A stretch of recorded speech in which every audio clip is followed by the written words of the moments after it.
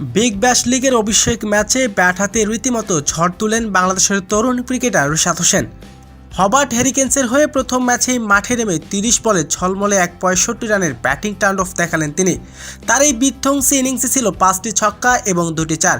তবে ব্যাট হাতে রীতিমতো চোখ ধাঁধানো পারফরমেন্স করেছেন অভিষেক ম্যাচেই। দর্শকই সবের বিস্তারিত থাকছে ভিডিওর প্রতিবেদনে। এদিন হবার্ট হ্যারিকেন্সের প্রতিপক্ষ ছিলেন সিন্দিনিয়া থান্ডার্স।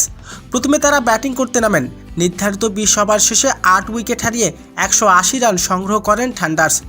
জবাবে ব্যাটিং করতে নেমে হবার্ট হ্যারিকেন্স শুরুতে মাত্র 40 রানের মধ্যেই হারায় 4টি গুরুত্বপূর্ণ উইকেট। ঠিক সেই সময় দলের গুরুত্বপূর্ণ ব্যাটসম্যান হয়ে মাঠে নামেন রিশাদ।